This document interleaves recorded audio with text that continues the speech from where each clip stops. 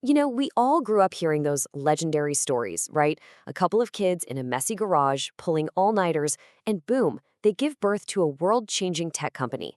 It's an incredibly captivating story, but here is the thing. For every viral garage startup that actually makes it, there are thousands of everyday people quietly building massive, life-changing wealth doing something entirely different. And frankly, it's a lot less glamorous. What if I told you that the real secret to financial freedom isn't inventing the next viral app, but maybe owning a local laundromat or a fleet of vending machines? It's this fascinating paradox. The totally unglamorous, downright boring businesses are actually some of the most reliable wealth-building engines on the planet. So, welcome to this explainer. I am absolutely thrilled to guide you through this today. We're going to dive deep into a brilliant breakdown from the creator and researcher David Explains Money. He spent 7 years deeply studying how completely ordinary people build wealth, without massive inheritances or fancy connections. And what he found is a powerful truth. Almost nobody gets rich off a sudden brilliant idea. Actually, they get rich with a boring idea that nobody else wanted to do. Today, we are exploring 20 of these unglamorous but highly profitable business models. Models that essentially run on autopilot and generate wealth while you sleep. Here is our quick roadmap for today. First, the boring wealth secret. 2. Profiting from uncomfortable work. 3. Invisible infrastructure and trades. 4. Buy, don't build. And finally, number 5, the recurring revenue rule. Let's jump right in. All right, starting with Section 1, the boring wealth secret. Consistency beats brilliance. The entire core thesis here is that true financial freedom comes from simple consistency, not lightning strike brilliance. So what exactly makes up the DNA of a successful boring business? Well, first, they have incredibly low competition. Why? Because the work itself is just unappealing. Second, they have huge market necessity. People and businesses absolutely must have these services, no matter what the broader economy is doing. And third, they are built on automated or recurring revenue. You aren't desperately chasing a brand new customer every single day. The customer just comes back, or their contract naturally renews on autopilot. That brings us perfectly to Section 2, profiting from uncomfortable work. We call this the discomfort premium. Just think about the sheer scale of the numbers behind these so-called ugly industries. Take the portable restroom rental market. That is projected to hit nearly $35 billion by 2030. $35 billion. Why? Because every construction site, every county fair needs them, and literally nobody wants to own them. Then you have pest control, which is another $34 billion industry. Nobody wants to deal with cockroaches, right? So pest control services get automatic, predictable monthly renewals from restaurants and office buildings. And commercial window cleaning is wild. An operator running just 3 two-person crews can bill upwards of $300,000 a year. The barrier to entry isn't startup capital, it's the fear of heights. Discomfort isn't a roadblock here. It is a highly lucrative barrier to entry that keeps all your would-be competitors away. It all really boils down to this one idea. The business that's the most physically uncomfortable to do is usually the least competitive. Think about basic bookkeeping or commercial pressure washing. When you launch a pressure washing business, you shouldn't be hunting for one-off driveway jobs. The smart operators, they sign annual maintenance contracts with big corporate buildings. Or take bookkeeping. Business owners universally despise doing paperwork. So if you step in and handle it for them, you aren't just selling a spreadsheet service. You are selling total peace of mind. And selling peace of mind, that leads directly to incredibly stable recurring annual contracts.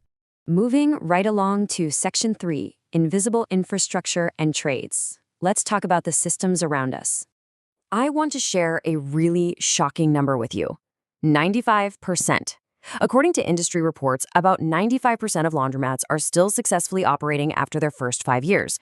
Compare that massive survival rate to trendy new restaurants, which unfortunately often fail within just their first year. The reality is, people will always need to wash their clothes. That simple fact doesn't change when the economy dips, and it doesn't change with a new software update.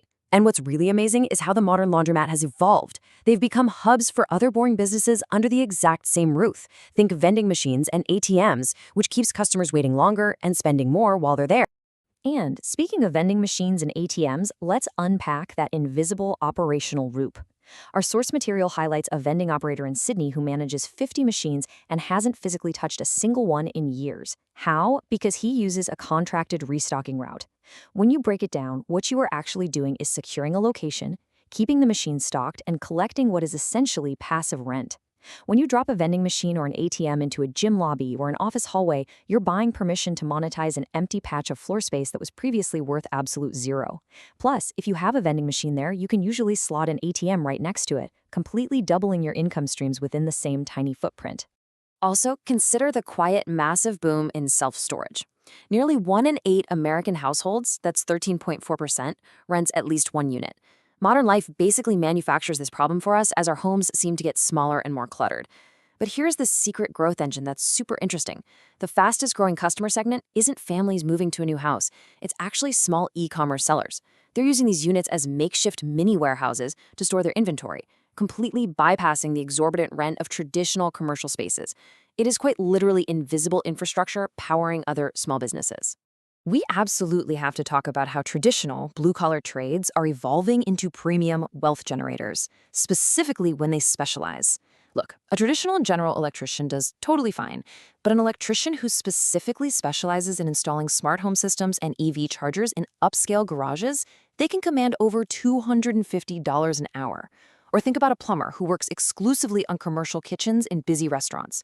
A restaurant literally cannot afford to wait a week for a fixed pipe. They need it done right this second, and they will gladly pay a massive premium for it. By specializing in a highly urgent niche, you make yourself irreplaceable and you completely stop competing on price. All right, Section 4, Buy, Don't Build. This is the cheat code to ownership. When you compare the harsh, stressful reality of starting a brand new business from scratch against simply buying an existing one, the difference is night and day. Starting from scratch means facing that terrifying sleep-deprived period where you don't even know if your concept works.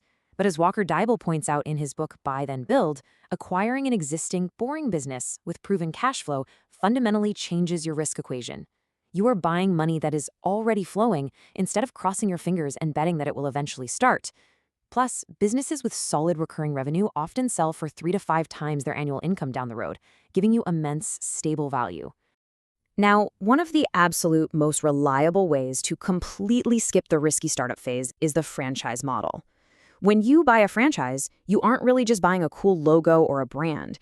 You are buying a highly tuned instruction manual. Someone else has already made all the costly mistakes, they've fine-tuned the daily processes, and they built a system that is proven to work. You literally just show up and execute the playbook. The average annual revenue of a service franchise sits at over $1.6 million. That McDonald's you drive past every day, it isn't run by some faceless corporate entity in a high-rise. It's owned by an ordinary person who just decided to radically reduce their risk by buying a system that already works. And that brings us to our final section, Section 5. The recurring revenue rule, the ultimate multiplier.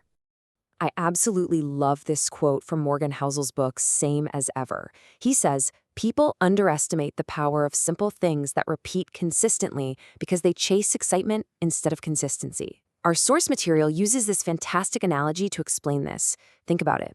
If you sell a popsicle, you earn money exactly once. But if you buy the popsicle cart and you rent it out to someone else every single month, you earn money every month without ever having to sell another popsicle yourself.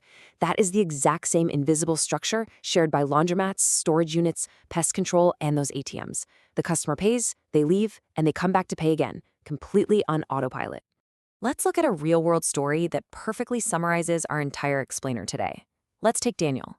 Daniel spent years trying to invent the next perfect, totally unique app. He worked incredibly hard, but he was competing on a massively crowded playing field with thousands of other ambitious, smart people. He burned through his savings, and at 41, he is still searching for that winning idea. Now, contrast that with Alex. Alex didn't invent a single thing. He just went out and bought a 15-year-old laundromat that already had proven steady cash flow. He added a couple of vending machines in the corner. He deliberately chose a playing field that nobody else wanted to step onto, which meant he had zero competition. Today, his money rolls in while he sleeps, and he's achieved total financial freedom. Boring consistency beat exhausting effort. So, as we wrap up this explainer, I really want to leave you with this final provocative question. As you evaluate literally any business idea moving forward, I want you to ask yourself, Does this next idea pay me once, or does it pay me every single month? Using that one single filter will instantly weed out 90% of the bad business ideas people typically chase. Because true wealth isn't about that flashy one in a million garage startup. It is about the boring, quiet consistency that repeats itself month after month. Thank you so much for joining me on this explainer today, and hey, keep your eyes open for those wonderfully boring opportunities.